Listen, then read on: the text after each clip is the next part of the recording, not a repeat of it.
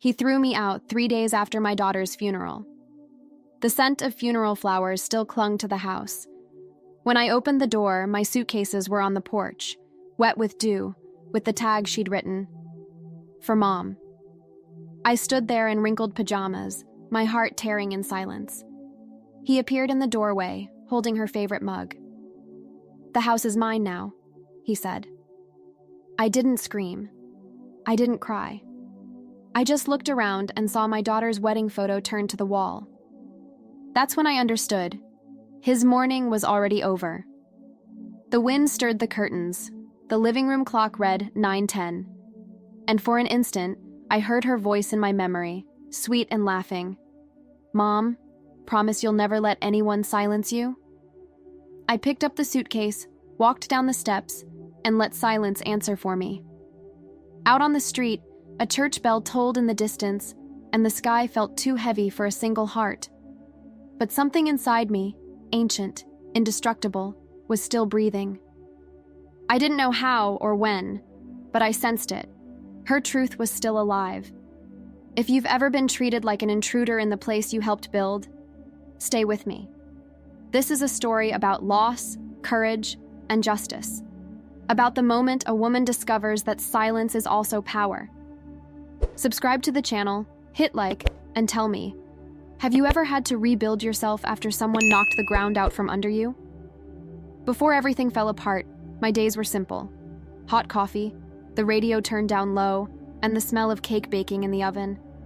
I'd wake early, open the windows, and let the breeze blend the perfume of roses with the toast. Emily, my daughter, used to say that scent was the sound of home. She'd come down the stairs with her hair thrown up any which way, her apron crooked, and a smile that lit up the kitchen. Ryan, her husband, usually came in after, always staring at his phone. I thought it was distraction. Now I know it was distance. In that old house, every wall told a story. The drawing she made at 6, still taped up in the living room, the height marks we scratched on the door frame, the piano in the corner, her present for her 15th birthday. It was more than a house. It was our memories made solid. When Emily got sick, the days stretched long. Laughter gave way to the beeping of hospital monitors. But I read to her every night, bits of books, recipes, even old notes. She said my voice was her calm. Ryan rarely slept at the hospital. "Too heavy an environment," he'd say. I believed him. Because mothers always believe, even when their hearts are screaming that something's wrong. On her last birthday, she gave me a white mug, hand-painted. On the bottom, she wrote, "For Mom, never forget who you are." I kept it like someone guarding a piece of their soul. The morning she left, the sun rose weak and shy. I held her hand to the very last moment and heard her whisper, "If anything happens, Mom, listen to what silence tries to tell you." It took me a while to understand what she meant. But that day, when Ryan turned her portrait to the wall, I knew. Silence was about to start speaking. The first thing I noticed that morning was the sound at the door. The metal no longer recognized my key. I turned it once, twice, 3 times, nothing. A cold wind brushed past me like a warning. I rang the bell. Ryan opened with that polite smile and the strong smell of freshly brewed coffee. "Oh, Patricia, I changed the locks yesterday. Security reasons." "Security for whom?" I asked. He just smiled, offering me a new key. Silver, gleaming. "This one's yours." I stepped inside. The house was too clean. The rug flipped, Emily's portrait turned around, her flower vase thrown in the trash. On the counter sat the white mug, broken in 2. I gripped my apron to keep from crying, the smell of burnt coffee mixed with that of dead roses. He took a sip and said, "This house is mine now. You should find another place to stay." For a moment, the world went mute. All I could hear was the clock, tick, tock, tick, marking the exact second the ground disappeared beneath me. That afternoon, I went to the bank to sort out the accounts Emily and I shared. The manager, a kind woman with a soft voice, looked at me with pity. "Mrs. Ellison, the transfers were made, all to Mr. Keller's name. One day before the funeral. My hand shook as I signed the papers. Each letter was a scream trapped inside. I walked home without looking at the sky. In her room, the air smelled of varnish. He'd repainted it. I tried to open the closet and saw the new padlock. I searched for the fake key he'd given me. Useless. I sat on the edge of the bed and stared at the ceiling. Then her voice returned to me, soft as a breath. "Mom, listen to what silence tries to tell you." And the silence screamed. 3 days later, the mailman knocked on the door. A plain envelope. No sender. The blue stamp looked old. I opened it carefully. Inside, only one handwritten line. "Mrs. Ellison, please see Dr. Leonard Pierce. He has your daughter's instructions." The handwriting was hers. The slightly tilted E, the smiling curve of the Y. The floor seemed to spin. I sat on the stairs, my heart pounding with something that wasn't pain. It was hope, tangled with fear. I grabbed my coat, my purse, and the fake key. Before leaving, I looked around the house. Everything seemed still, but I knew time was about to move again. "You can throw me out, Ryan," I thought, "but you'll never silence my daughter's voice." And for the first time since the funeral, I took a deep breath, like someone who just felt destiny switch sides. After the envelope, nothing felt the same. The same clock, the same furniture, the same sunlight filtering through the curtains. But everything sounded different. It was as if the air inside the house held secrets. Ryan paced from room to room, opening drawers, locking doors. Sometimes I watched him without his noticing. The way he avoided my eyes, the twitching of his fingers, the clinking of the keys he refused to let go of. Guilty men have restless hands. One rainy night, I saw him drop his phone. The screen lit up, and for a split second, I read a name. Broker, transfer. He snatched it up too quickly, smiled. "Work stuff, Patricia. Nothing for you to worry about." But his tone was the kind that can't hold up a lie anymore. That same night, while washing dishes, I heard a click from the office. I went there silently. On the desk was an open folder, filled with papers, numbers, and signatures. Among them, Emily's. But the E was wrong, slanted. She'd never sign like that. My body froze. I closed the folder carefully and went back to the kitchen. Only the sound of the rain filled the air. I picked up the repaired mug and sat down. The cool porcelain brought back the lavender scent of Emily. I remembered her playing the piano, hair falling across her face, saying, "Mom, the truth doesn't die. It just hides." Tears ran down my face, but these weren't from despair. They were a warning. The silence in that house was trying to tell me something. The next day, I entered her room. Sunlight touched the blue curtains softly. When I opened the closet between folded clothes and boxes, I found the wedding album. But the cover was facing down. Taped to the back was a small folded note. Written in blue ink, "Dr. Pierce knows what to do. Stay calm." It was her handwriting again, steady, confident. I pressed the paper to my chest and closed my eyes. For a moment, I could smell her perfume, hear her light laughter. It was as if she were right there, guiding every step I took. That night, Ryan entered my room without knocking. His face hard, his voice sharp. "You've been digging through her things, haven't you?" I looked at him silently. "This house is mine now, Patricia. Everything that was Emily's, too." I kept calm, and did the one thing he'd never expect. I smiled. "Keep the walls, Ryan. But what was hers?" I touched my heart. "Doesn't fit anywhere anymore." He slammed the door and left. I stayed alone, but no longer afraid. The silence, once suffocating, was now my ally. And in the midst of it, I heard the whisper of the wind, or maybe just memory, saying, "Go. He can't erase what's already written." The day began smelling of rain and promises. I folded the blue ink note and tucked it into my coat pocket. Then I took the bus downtown, sitting by the window. The trees passed slowly, each one seeming to watch me as a witness. Dr. Leonard Pierce's office was in an old red brick building with tall windows. The gold sign read, "Pierce & Sons, attorneys at law since 1978. I pushed the door open, heart racing. He looked up from his papers and recognized me immediately. Mrs. Ellison.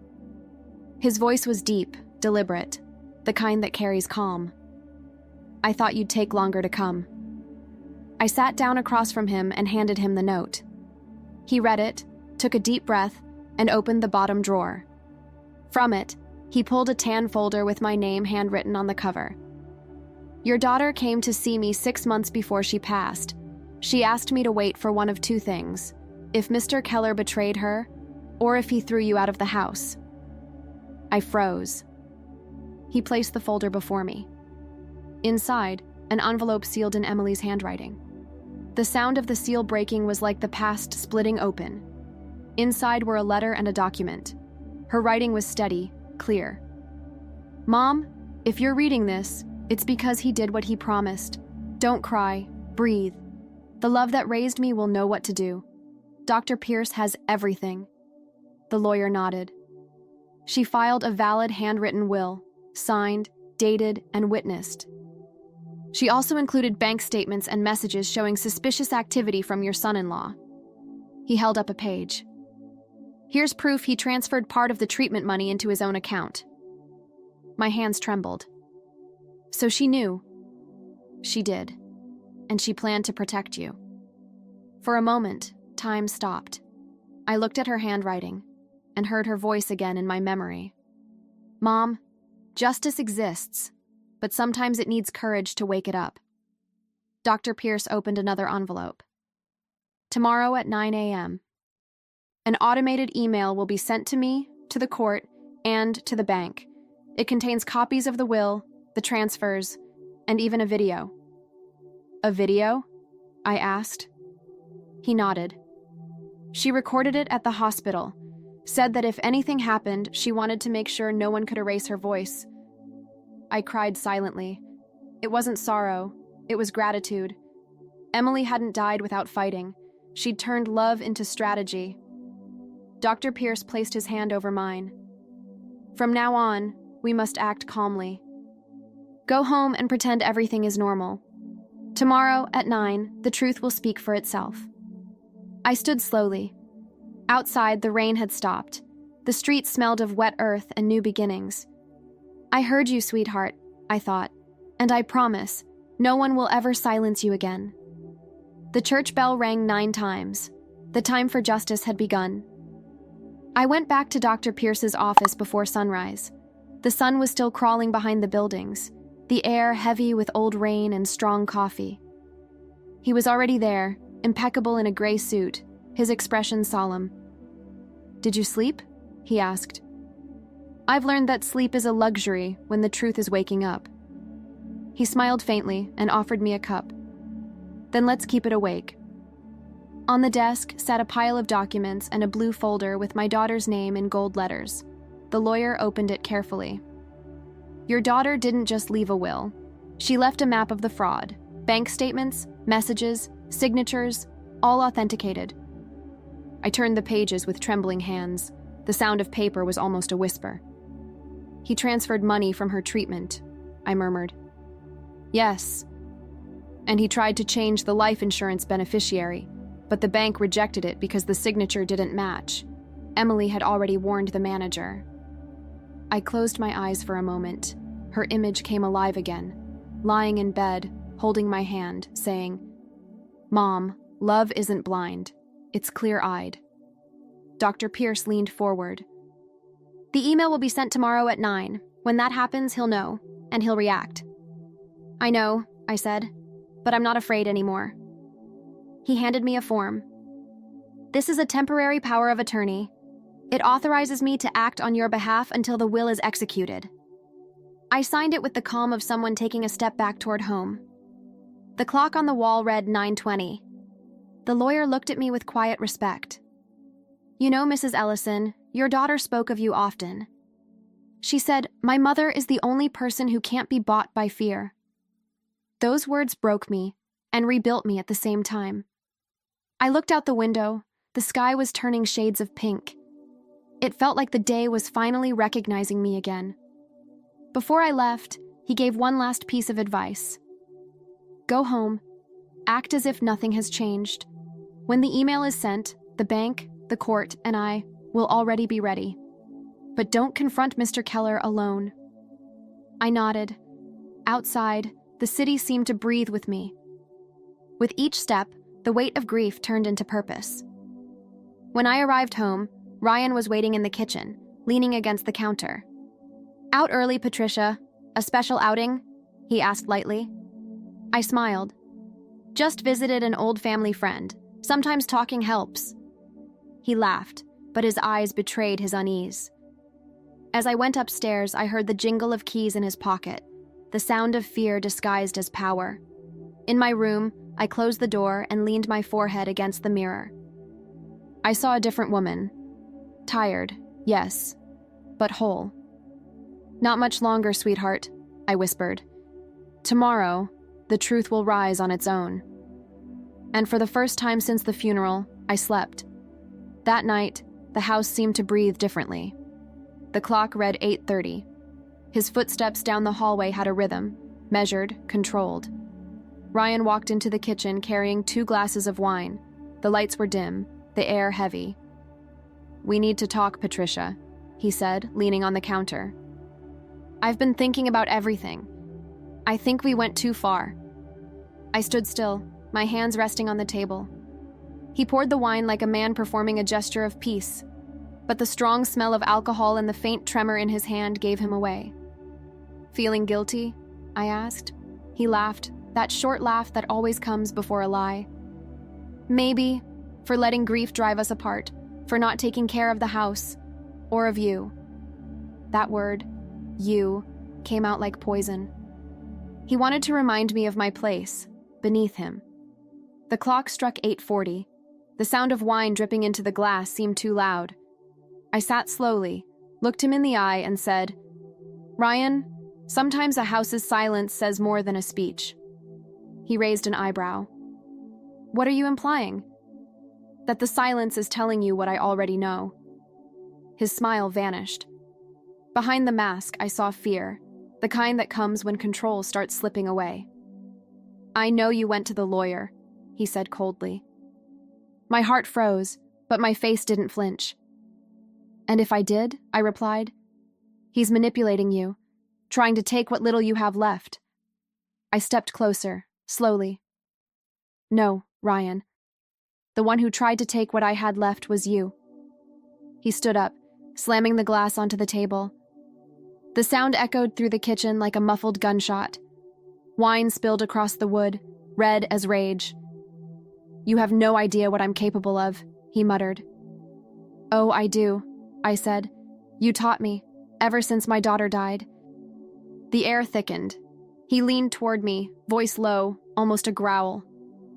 Withdraw the complaint, or you'll regret it. I stayed silent, looked straight into his eyes and simply breathed. Silence is a weapon, and he still didn't know how to use it. After a few seconds that felt like hours, I said, Tomorrow, at 9 a.m, you'll hear her voice again. He blinked, confused. What? Nothing an honest man should be afraid of.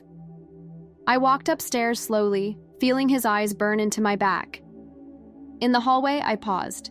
I could hear his breathing downstairs, heavy, uneven. In my room, I sat on the edge of the bed. My heart was racing, but it wasn't panic. It was power. I picked up Emily's photo and whispered, He still thinks he's in control.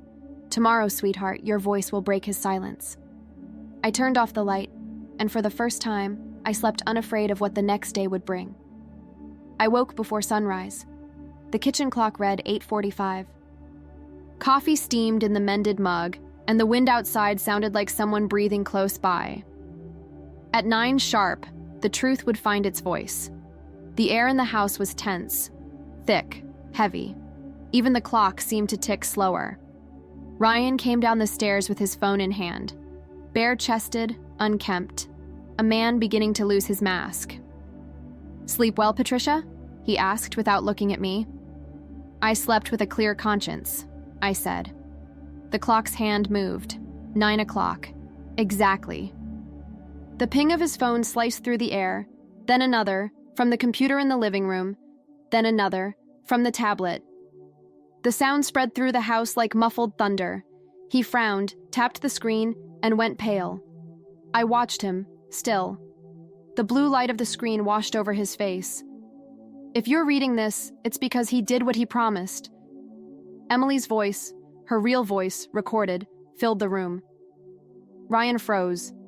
The email was addressed to him, Dr. Pierce, the court, and me. Mom, if Ryan is nearby, stay calm.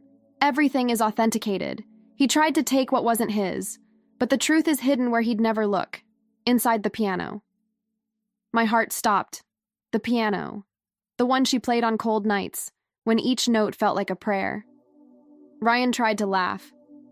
She was good at drama, but his voice broke halfway through. I walked to the living room, pulled the white sheet off the piano.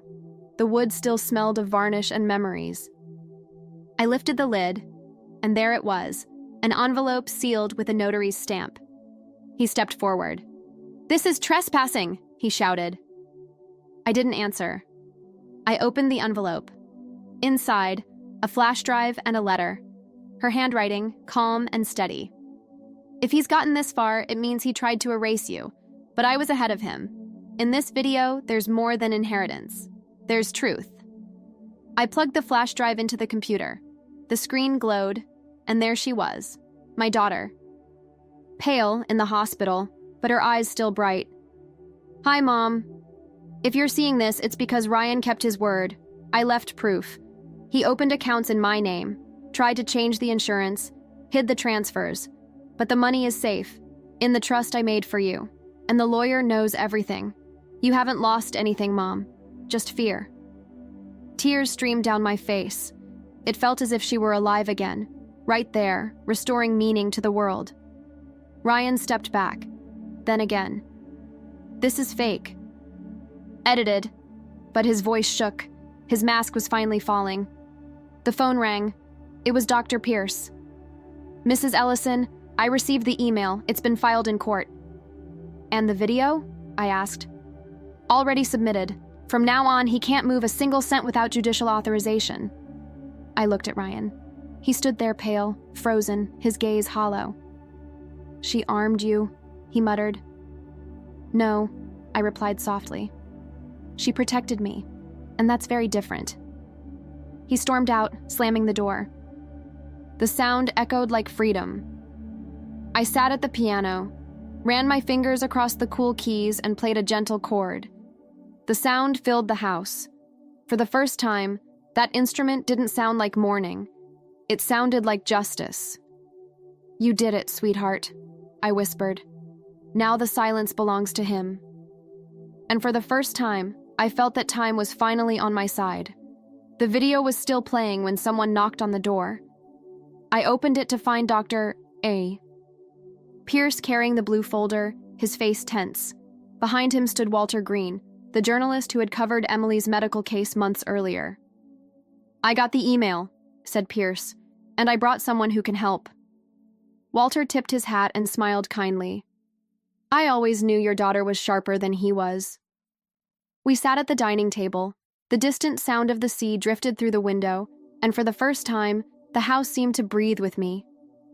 Pierce opened the folder and spread out the trust copies, the document ensuring that all of Emily's assets would be transferred to me. Among the papers was a handwritten, notarized will. "I leave all my assets, accounts, and properties to my mother, Patricia Ellison, because she's the only home that never threw me out." Her handwriting danced firm across the page, each stroke like an embrace. My hands trembled. "She did all this by herself?" I asked. Pierce nodded. "Yes. And she got help from a clerk, a longtime friend, who confirmed the authenticity and digital record." Walter added, "She knew she couldn't trust anyone in the house, so she scattered the evidence in different places: the piano, the email, the bank." I looked around. The wind moved the curtains softly. Everything that once felt like despair now sounded like strategy. My daughter had built a trap out of love, and I was the final piece. "And Ryan?" I asked. "Does he still have access to any accounts?" Pierce checked the papers. None. The bank has frozen everything, but he'll fight back. I want to be ready, I said. Walter studied me quietly. You know, Patricia, I've interviewed people ruined by lies, greed, betrayal, but I've rarely seen someone turn grief into clarity the way you have. I smiled, unsure if it was gratitude or exhaustion. I just learned from the best teacher. Outside, the screech of tires made me rise. I went to the window. Ryan was across the street, leaning against his car, watching me. His eyes, empty, cornered. He made a quick phone call, then drove off. Walter came beside me. He's desperate. He'll try the media or file some appeal. Pierce adjusted his glasses. I've already filed everything in court. Any manipulation attempt will just be more evidence against him. I sat back down. The afternoon light came through the window, warm and golden. I ran my fingers over the will's paper, breathing in the scent of old ink. It took me back to afternoons when Emily would write letters in her room. She always said words have souls, I murmured. And some stay alive even after the writer is gone. Walter smiled. And now her words are setting you free. Pierce gathered the papers. Tomorrow we'll officially notify the court and the bank. But tonight, you shouldn't stay alone. I'll be fine, I said. It's not about fine, Patricia. It's about safe. Walter looked at me. I'll stay. I nodded, thanking him in silence. There was no room left for words. That night, I sat by the piano, the will resting on my lap. Moonlight poured through the window, casting reflections across the white keys. I played a soft chord. The sound rose, pure, clear. You won, sweetheart, I whispered. But now it's my turn to fight. Outside, a branch snapped. Walter appeared at the door, alert. Everything okay? Everything, I said. But my heart knew. The game wasn't over yet. The next morning, the sky was gray. The house smelled of fresh coffee and old paper, a mix of fear and strategy. Walter was still asleep on the couch, his hat covering half his face. Dr. Pierce was due in an hour, but someone knocked at the door first. I opened it to find a woman with silver hair and steady eyes, carrying a leather folder. Are you Mrs. Patricia Ellison? She asked. I am. My name is Grace Lambert, from the Municipal Registry Office. I was a friend of your daughter's. The floor seemed to shift beneath me. She stepped in gently, as if respecting the morning that still lingered. She wore the same lavender and sandalwood perfume Emily used to wear. Emily asked me for a favor, she said, placing the folder on the table, and she made me swear that if anything happened, I'd find you. She opened the folder. Inside were original documents, audio records, and notarized copies of the will. But what caught my eye was an envelope sealed with red wax. Grace handed it to me carefully. This is the true record of the living trust. What your son-in-law has is a forged copy. My heart pounded. She knew he'd try, I whispered. Grace nodded. Yes, she told me he'll think he's won, and that's when I want my mother to discover the truth. Walter, awakened by the voices, approached. Ma'am, do you realize what this means? Grace smiled faintly. It means the court will have evidence that can't be challenged. I took the envelope. The paper was thick, sealed with wax. On the back was a note, just like the ones she used to write me as a child. For Mom, when love needs to defend itself. Tears came silently, not of pain, but of pride. Grace continued. Emily spent weeks organizing everything. She recorded a video with me explaining each step. It's on an external drive with my digital signature and Dr. Pierce's. Walter looked toward the lawyer, who had just arrived. Pierce greeted Grace with respect. You were brave to keep this safe all this time. I made her a promise, and I keep promises. We all sat down. Pierce opened his laptop and played the video. Emily appeared, smiling, though pale. Mom, if Grace is there, it means it's time. Everything that was mine, accounts, properties, rights, already belongs to you. He tried to change the insurance, but I left proof of it. And the forged signature? The expert will confirm it. Don't cry. I didn't leave to abandon you. I left to teach you to never look down again. Grace held my hand. She used to say you were the strongest woman she knew. She taught me everything I know about love, I said softly. Pierce's phone buzzed. He answered, his face hardening. Ryan's at the bank, trying to withdraw funds. Walter stood up. He won't succeed, but he'll try to make a scene. Pierce spoke firmly. It's time to file the material. Grace adjusted her coat. I'll head to the registry office to ensure the original will is entered into the federal system. That way, neither he nor anyone else can erase it. I looked at her with gratitude. Thank you, Grace. Don't thank me, Patricia. Justice done by one woman for another is the purest form of love. She left. Walter and Pierce began gathering the documents. In the silence that followed, I heard the distant sound of the sea, steady, unwavering, and I thought, he'll make one last move, and that's where the truth will finally show itself. The final battle was taking shape, but inside me, there was no fear left, only calm. The kind that exists when justice has a name and a face. Night fell heavy, like a warning. The sky hung low, the air thick. Walter had gone out to get food, leaving me alone in the living room. The will lay on the table, and the faint sound of the waves drifted through the window. The clock read 8:20, then I heard the gate slam. Firm footsteps on the porch. The doorknob twisted violently. Ryan burst in without warning, his eyes bloodshot, his breath ragged, reeking of alcohol and rage. Where is it, Patricia? He shouted. Where's what's mine? I stood still. You lost the right to ask questions, I said calmly. He stepped closer, tripping on the rug. I didn't lose anything. This house was mine. She was mine. She wasn't property, Ryan. She was a person. And you never loved people. You just owned them. He slammed his hand on the table, scattering papers. The sharp sound echoed through the room. I'll overturn this. I have lawyers, connections, and you're just an old woman. The insult cut the air but didn't touch me. I breathed deeply.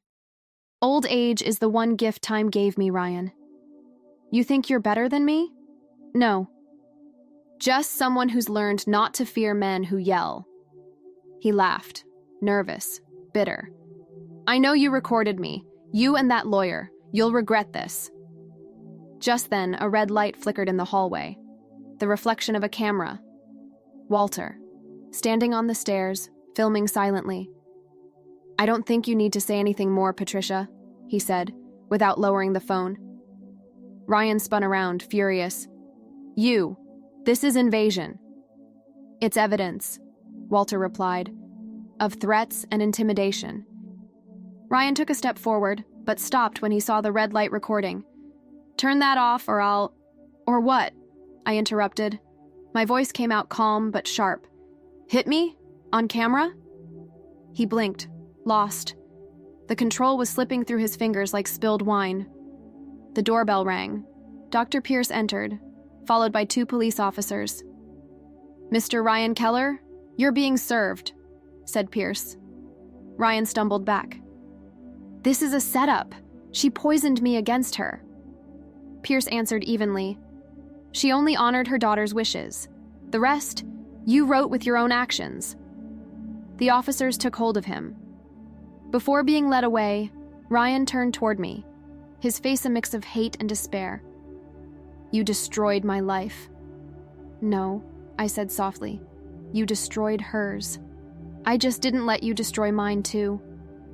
The sound of the handcuffs closing echoed like closure itself. Fear had finally changed sides. After the door shut, Walter lowered his phone. It's all here, he said. Audio, video, witnesses. Pierce nodded.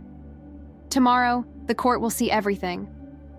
I sat down, my body trembling, but it was relief, not terror. I looked at the window, where the moonlight glimmered on the glass. You did it, sweetheart, I thought. He'll never silence anyone again. Walter turned off the camera and said, "Funny, Patricia. He always thought he was the loudest one." "Yes," I replied. "But it's the silence of truth that echoes the longest." The night grew quiet, the sea and the ticking clock keeping time together. And there, surrounded by friends, I realized justice isn't a thunderclap. It's a breeze that comes after the storm and carries away what was never love. I didn't sleep that night. Moonlight cut through the curtains, tracing silver lines across the floor.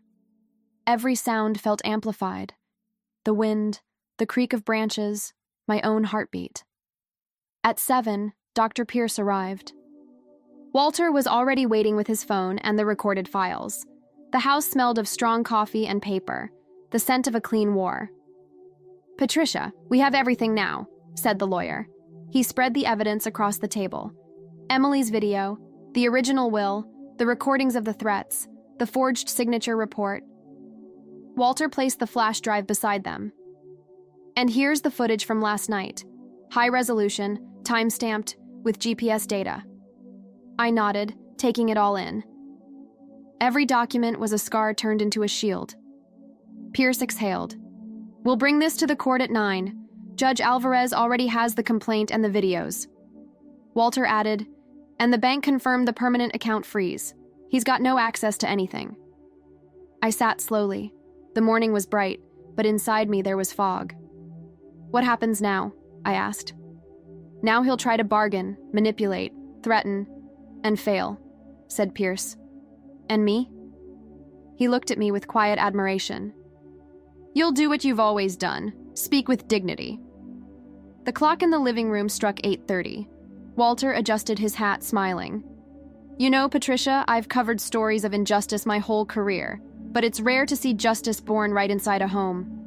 I smiled back. "It's always lived here. It was just locked away." While we waited, the phone rang. The caller ID showed his name, Ryan. Pierce answered and put it on speaker. "Counselor, this is insane. She's making everything up." His voice was weak, cracked. "You know the evidence is real, Mr. Keller," said Pierce. "I suggest you cooperate." "This isn't over," he barked, then hung up. The silence that followed was almost sweet. Walter murmured, "He's already lost. He just doesn't know it yet." I stepped onto the porch. The wind carried the smell of salt and the cries of seagulls. I closed my eyes and heard Emily's voice in the back of my mind. "Mom, justice isn't loud. It's truth spoken softly." When I went back inside, Pierce handed me an envelope. A certified copy of the case file. And one more thing, I added Emily's letter as an official exhibit. It'll be read in court. I pressed the envelope to my chest. "So she'll speak again." "Yes," the lawyer said, "at the right moment and to the right ears." At 9, we left together. The courthouse was only a few blocks away. In the car, Walter drove. Pierce reviewed papers, and I watched sunlight glinting off the windows, a clean, new light, like a beginning. We passed the church where Emily had been married. I looked out and whispered, "This time, sweetheart, love is going to win." Pierce caught my eyes in the rearview mirror. "Are you ready?" I always was. I just needed to remember. When we arrived, reporters crowded the steps. Walter, calm as ever, stepped out first. "Cover the story, not the scandal," he told them. We entered the courthouse.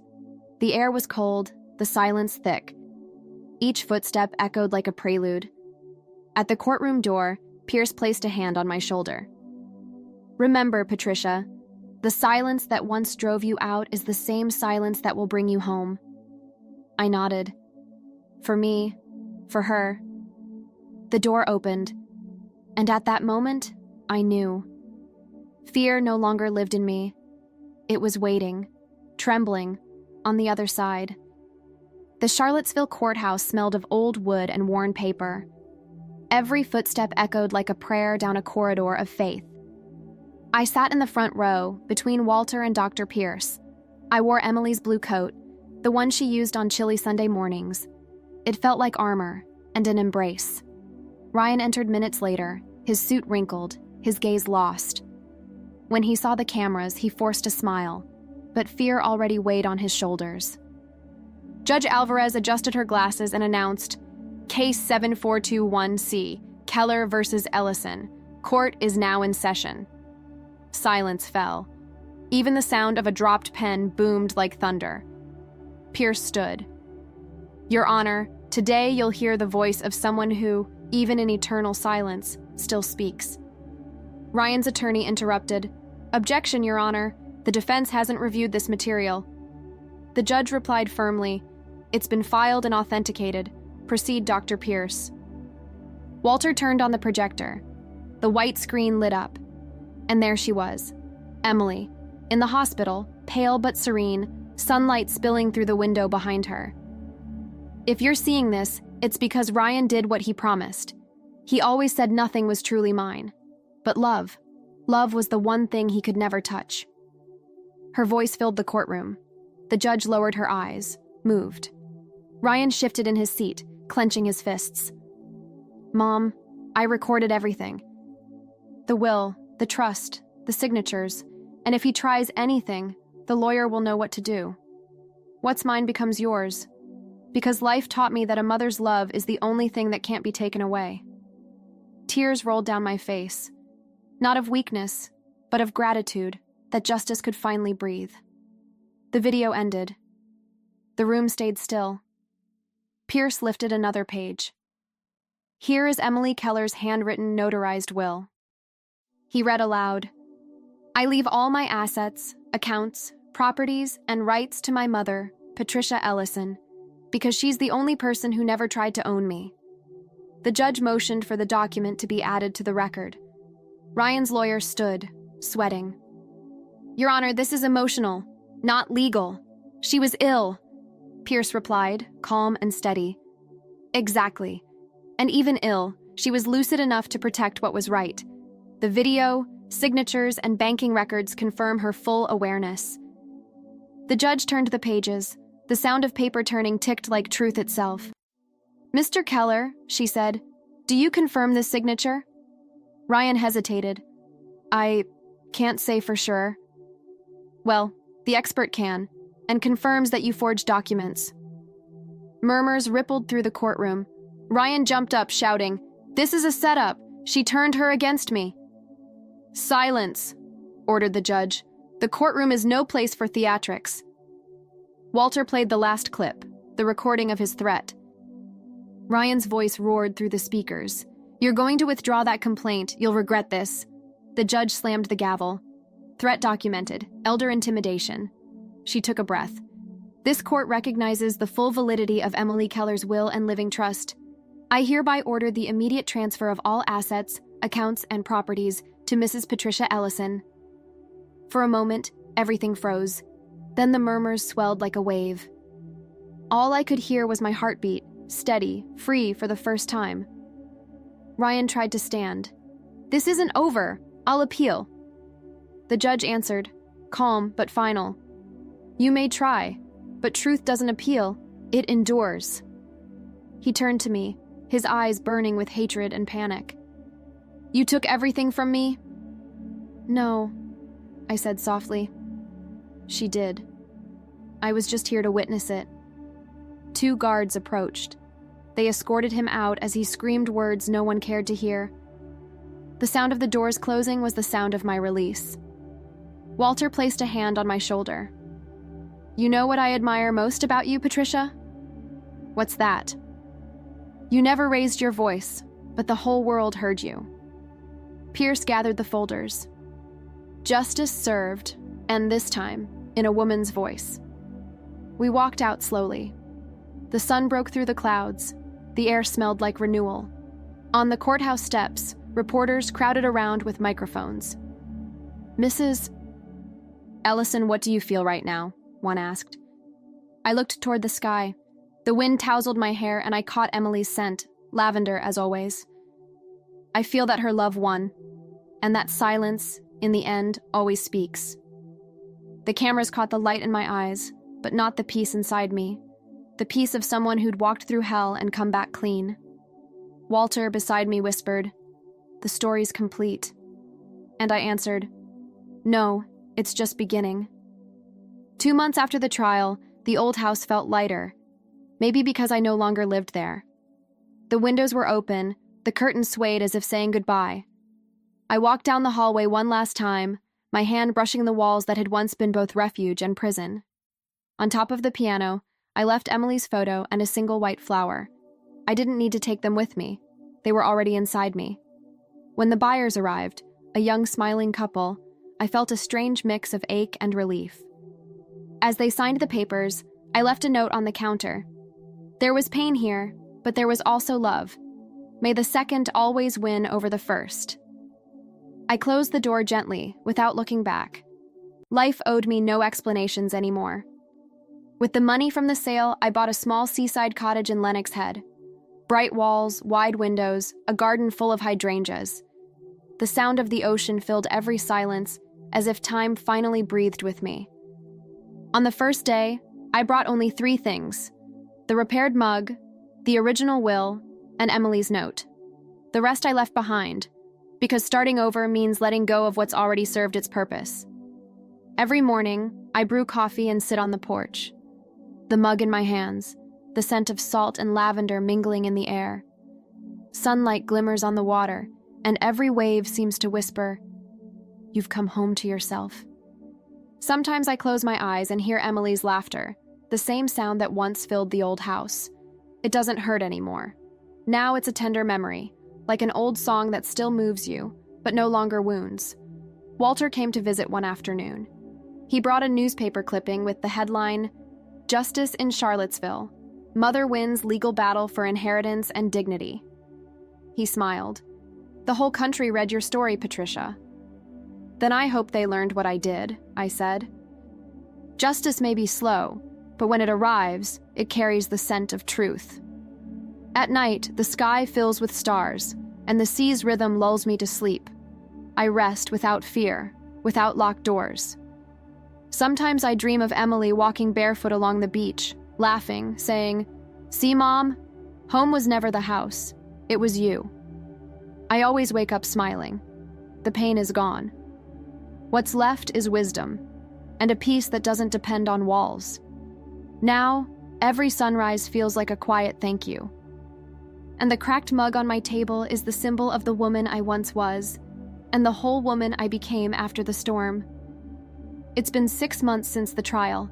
The sea still changes color, sometimes silver, sometimes gray, sometimes gold. I've learned not to expect calm seas. They only remind me that life, too, ebbs and flows. Every morning I drink my coffee on the porch, holding the mended mug between my hands. The warmth seeps into my fingers, and somehow it makes me feel alive. The crack is still there, thin, visible, but I'm no longer ashamed of it. It reminds me that what breaks can still be beautiful, if we choose to rebuild. Sometimes the wind brings the scent of lavender and sea salt. Other times just the sound of waves, and that's enough. I don't need applause or approval anymore. Justice didn't make me powerful, it made me whole. Ryan disappeared. I heard he left the country. I wish him no harm. His punishment is to live in the silence he built himself, the kind without love or echo. I, on the other hand, live surrounded by presence, by my daughter's memory, by the piano's sound, which I now play without sadness, and by the certainty that true love doesn't need walls to live in. I look at the horizon and think, she didn't leave me alone. She just taught me how to keep myself company. If you're hearing my story now, and someone has stripped away your respect, your home, or your love, remember this. No one can take what lives inside the one who survived. Dignity is the last home, and the first step toward freedom. If this story touched your heart, please like and subscribe to the channel. Tell me in the comments, where are you watching from? And what have you rebuilt inside yourself? And if you know someone who needs to remember that it's never too late to start over, share this video. Because sometimes what saves one woman is knowing another one made it through.